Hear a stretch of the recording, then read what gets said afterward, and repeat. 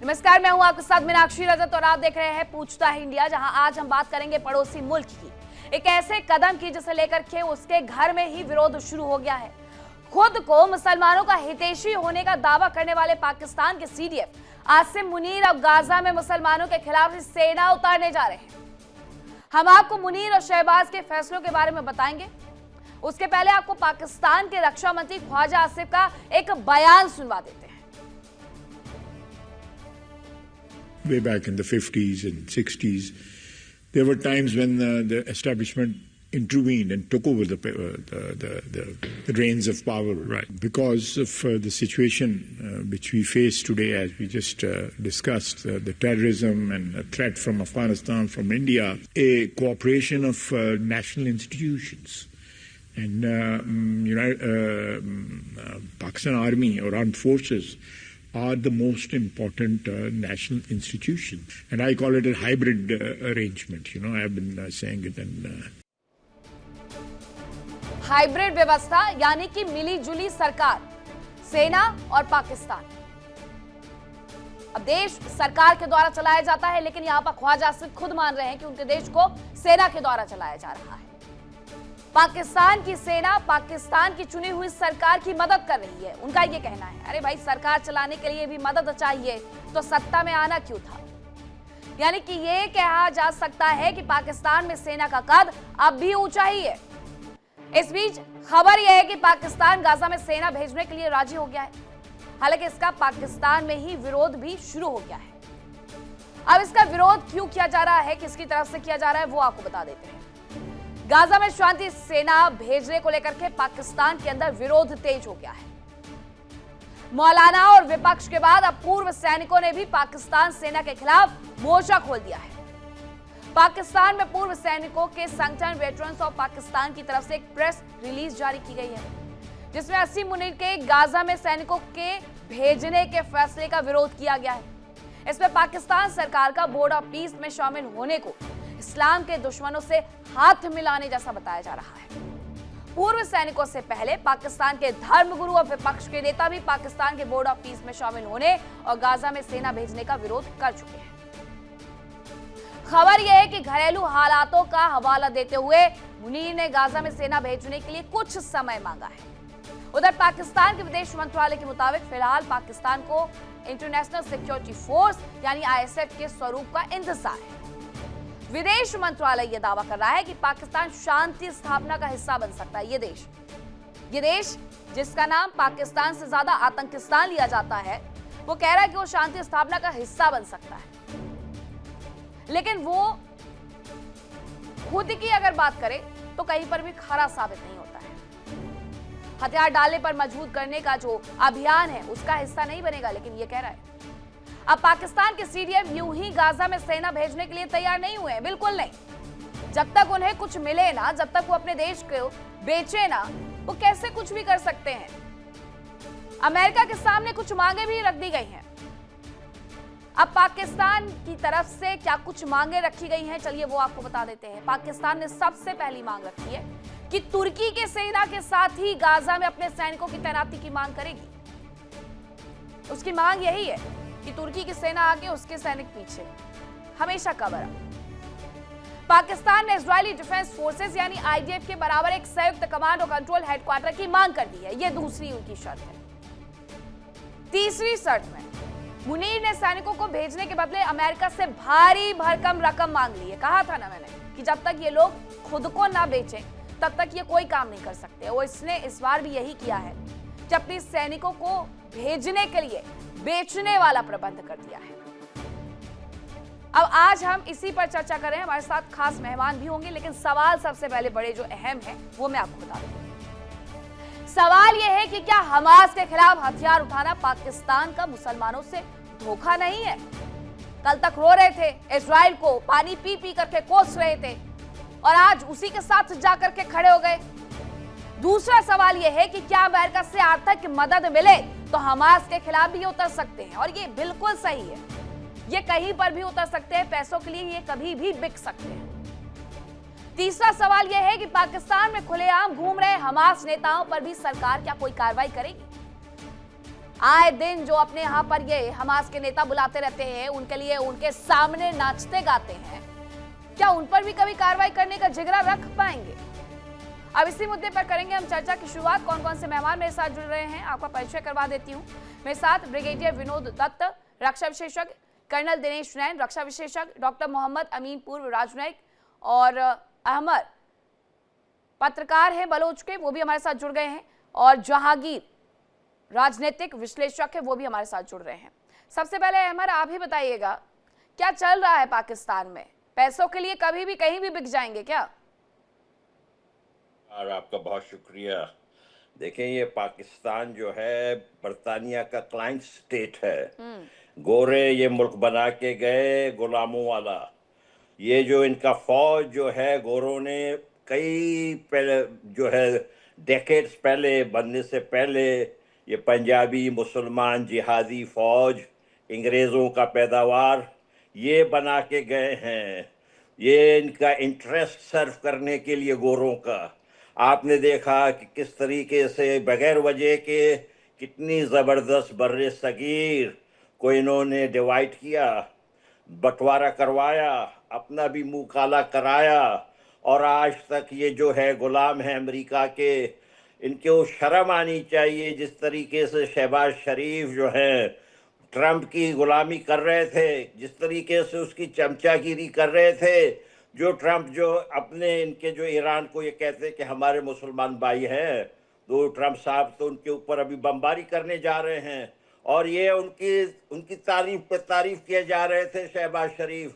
अब मैं आपको एक अर्ज करूं, ये शहबाज शरीफ को अगर आप गौर से देखें ना, तो ये जो है इंडिया पाकिस्तान में बड़े बड़े होटल होते हैं, वहाँ बैरे होते हैं ना वेटर, ये उस तरीके का लगता है। ये तो वजीर आजम कहीं से लगता भी नहीं है। इसमें तो कोई लीडरशिप स्किल्स है भी नहीं। दरअसल जो इनकी पार्टी है PML नवाज, उसका भी लीडर इनका दूसरा भाई है नवाज शरीफ। शहबाज शरीफ तो बिल्कुल ही बिल्कुल इसीलिए जो आप कह रहे हैं कि जिस तरीके से भारत में बड़े बड़े होटल में कुछ बैरे होते हैं, उसी तरीके से वो लगते हैं। तो जहांगीर से मैं ये सवाल पूछ लेती हूँ कि क्या यही वजह है कि पाकिस्तान के प्रधानमंत्री को अमेरिकी राष्ट्रपति कहते हैं you get up and he get up? सबसे पहले तो इंडिया डेली का शुक्रिया, उन्होंने मुझे टाइम दिया। और सबसे पहले मेरे पास सिवाय अहमद के काफी लर्नेड दोस्त बैठे हुए हैं, काफी लर्नेड लोग बैठे हुए हैं। अहमद को मैं नहीं जानता, ये मस्ती खान है, कभी अहमद खान हो जाते हैं, इसके डेली नाम चेंज होता है ये, क्योंकि जब तक आप लोग डॉलर फेंकते रहेंगे सो कॉल्ड इन प्रेडेटर्स के खिलाफ, सो कॉल्ड इन आप भी पैसों में आए, बड़े गलत अल्फाज मेरे लीडरशिप के खिलाफ बात की है, तो शर्म आनी चाहिए ऐसे बंदों को जिन्होंने मेरी लीडरशिप के खिलाफ बात की है। सो कॉल्ड इन पपेट को, जिस तरह पाकिस्तान आर्मी ने इनका सत्यानाश कर दिया ये, क्योंकि इन्होंने कहा था कि इनके बशीर ज़ैब ने स्टेटमेंट दी थी कि इंडिया क्योंकि ईरान से निकल गया है तो आखिरी बार हमने खेलना है।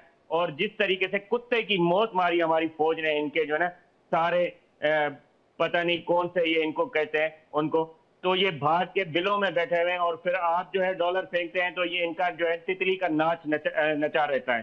तो मेरे ख्याल से देखें, ये ना सिंधी लगते हैं ना बलोच लगते हैं, क्योंकि इनका अभी BP हाई हो रहा है। कभी ये टोपी पहनते हैं, ये इसकी कभी टोपी उतर जाती है, आप पैसे देते हैं तो ये जो है चाबी की तरह ये खेलते रहते हैं, और इनकी कोई गेम ही नहीं है। अच्छा, मैं आपको थोड़े से फैक्ट्स बता दूं, एक मिनट दीजिएगा, मैं लौट रहा हूँ।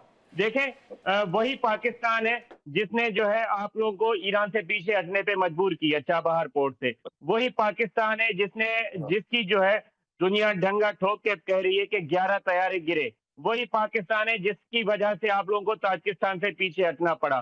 तो मेरे ख्याल से ये सवाल हमसे पहले आप लोगों ने BJP से पूछना है कि आपने 2016 से लेके 2025 तक जो ईरान की चाबहार पोस्ट पे इतनी बड़ी इन्वेस्टमेंट की, आपने ताजिकिस्तान 2004 से लेके जो 2025 तक ताजिकिस्तान में इतनी बड़ी इन्वेस्टमेंट की, जिस तरीके से आप लोगों को ओमान से निकाला गया, तो आप लोगों की जो है पॉलिटिकल लीडरशिप को सोचना चाहिए अगेंस्ट BJP और जो है हिंदुत्व को, कि किस तरीके से आप लोगों को ना बांग्लादेश सुन रहा है, ना नेपाल सुन रहा है, ना मालदीव सुन रहा है, ना श्रीलंका सुन रहा है।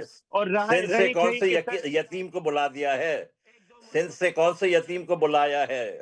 सिंध से कोई अच्छे आदमी हैं बहुत सारे, पढ़े लिखे लोग सिंध में हैं, आपने कौन से यतीम को बुला दिया? इनके फेसबुक पेज देखें, आसिम मुनीर को ये अपना खुदा समझते हैं। अजीब किस्म के लोग हैं। आप अपनी हिस्ट्री बताएं थोड़े में, आपके मुंह भी नहीं लगता, आपकी शक्ल इतनी घटिया शक्ल है, देख के वोमिटिंग आ जाती है।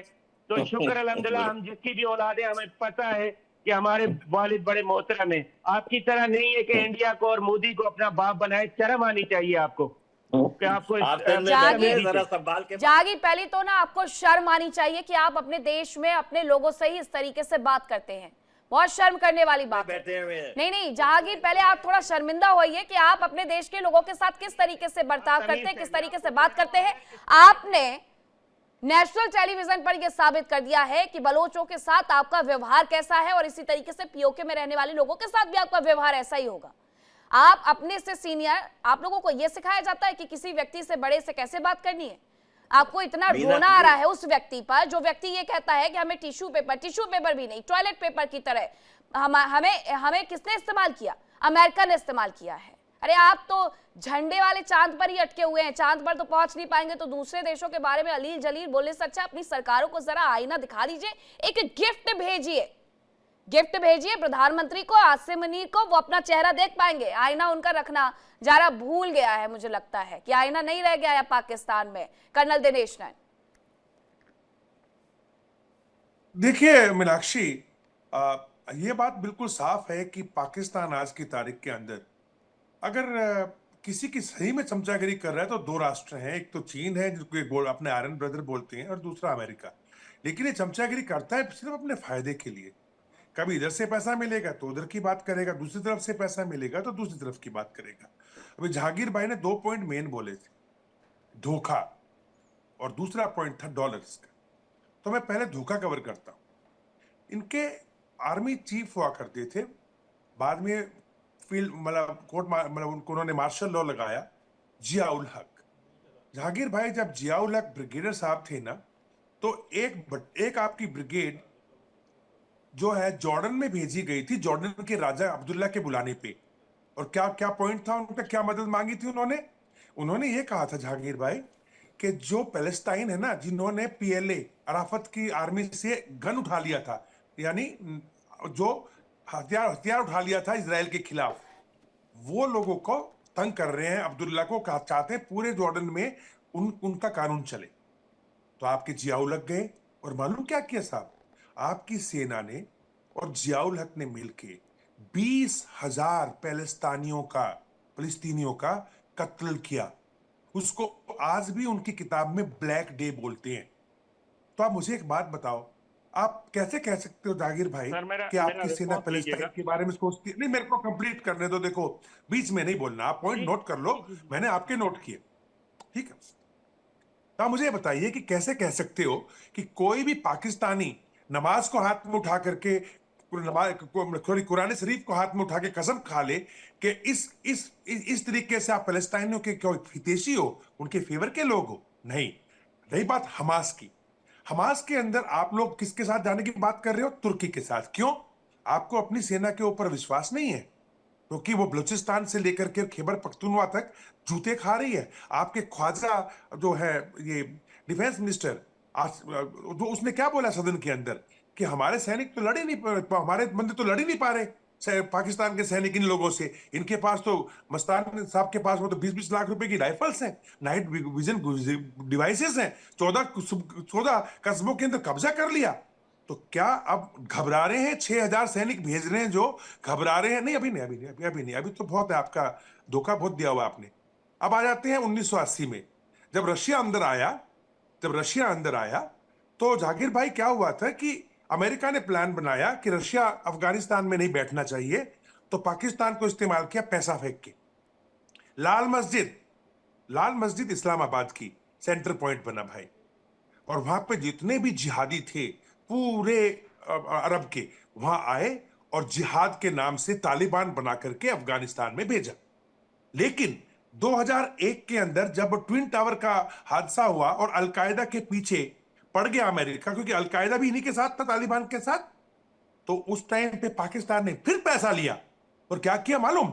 जिस तालिबान को पैदा किया था उसी के ऊपर गोलियां चलाई, ड्रोन से अटैक किए, तभी क्या हुआ, इसी कारण से इस तालिबान के जो कबीले थे आपके खैबर पख्तूनख्वा के अंदर और कुछ आपके अफगानिस्तान में 19-20 कबीले थे, इन्होंने सबने मिलकर कहा अरे तौबा तौबा, ये क्या कर रहा है पाकिस्तान की सेना, इन्होंने तो हमको ट्रेनिंग दी थी, ऊपर से हमें ही मार रहे हैं पैसा लेकर के।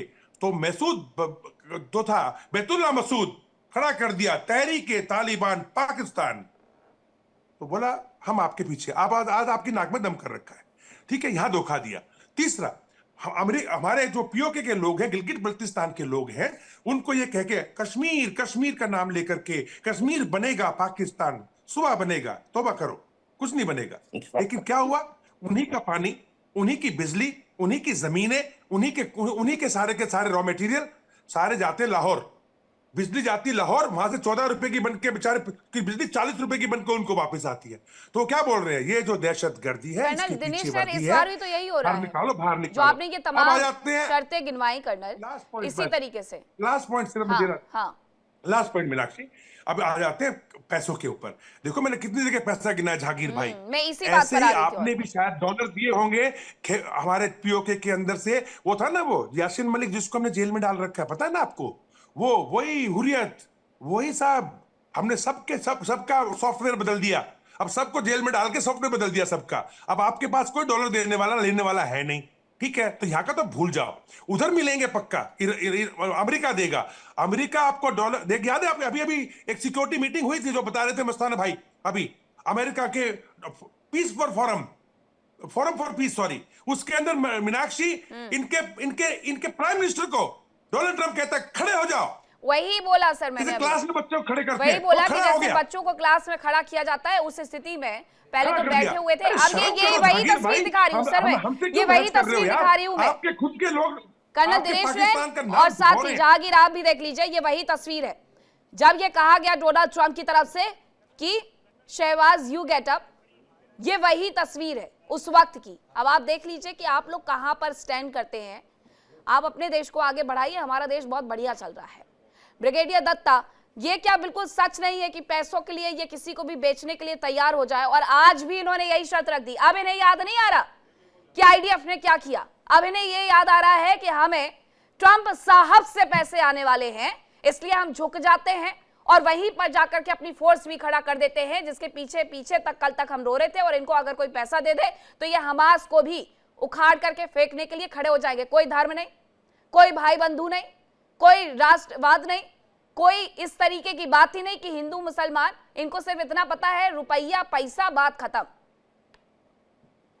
हाँ बिल्कुल, आपने ठीक कहा मीनाक्षी, और जहांगीर साहब की बात का मैं जवाब देता हूँ। वो ये कह रहे थे कि साहब किस तरह से मतलब हमारी जो सेनाएं हैं वो किस तरह से पाकिस्तान के ऊपर हावी थी ऑपरेशन सिंदूर में, आपने देखा। दूसरी चीज आप ये देखिए कि कोई भी सरबराह जो देश का जाता है, आपने कभी देखा है कि किसी भी देश का कोई chief of the army staff उनके साथ गया हो? यहाँ उल्टा है, यहाँ chief of the army staff के साथ प्राइम मिनिस्टर साहब जाते हैं। यहाँ chief of the army staff कहता है कि अब मेरे फील्ड मार्शल के ऑर्डर्स निकालिए, क्योंकि उन्हें मालूम है कि अगर उनके हुक्म की तामील नहीं की गई तो उन्हें मालूम है कि इमरान खान साहब के बगल वाली कोठरी में वो पड़े होंगे। तो इन सब चीज़ों को ध्यान में रखते हुए इनको पता है कि देखिए कल की खबर है, पाकिस्तान आर्मी ने अपने सैनिकों को, जो बलूचिस्तान के जो जामाज हैं, उन्होंने पकड़ रखा है। वो फोटोस आया हुई है अखबारों में। और पाकिस्तान जिस तरह से, देखिए मैं कह रहा हूं कि कोई नेशनल नैरेटिव ही नहीं है पाकिस्तान का। कायदे आजम साहब, मैं उनका जाती तौर पे, एक मिनट सुन लीजिए आप, पहले सुन लीजिए आप, मैं आपकी बातों का जवाब दे रहा हूं। कायदे आजम साहब का मैं भी एहतराम करता हूं, लेकिन आप ये बताइए कोई नैरेटिव उन्होंने पाकिस्तान के लिए लिया? आप कारगिल युद्ध में, मैं उस युद्ध का हिस्सा रहा हूं, आपके पे book, identity cards, 5 northern light infantry, 7 northern light infantry, इनके बटालियंस के हमने दिए, और आपने उन सैनिकों को लेना भूल गए। मैं फिर भी अप्रिशिएट कर रहा हूं लेफ्टिनेंट अकरम रजा को, जिसने खुद सीज फायर के लिए व्हाइट फ्लैग रेस किया, और उन्होंने कहा कि मैं उस यूनिट को कमांड कर रहा हूं जो जनरल मानेक शाह ने कभी कमांड की थी, मैं अपनी बॉडीज लेना जाना चाहता हूं। तो ये एक सोल्जर का कैरेक्टर होता है, और भारत ने उनको ससम्मान गार्ड ऑफ ऑनर देके उन सैनिकों को विदा किया, और जिन सैनिकों को इन्होंने नहीं लिया उनको भारत ने उनको लास्ट राइट्स दिए। देखिए इंडिया डेली 24/7 अब आपके स्मार्ट टीवी पर। इंडिया डेली मौजूद है सभी डिजिटल प्लेटफॉर्म पर लाइव और लगातार। इंडिया डेली 24/7 हर दिन राष्ट्र को समर्पित।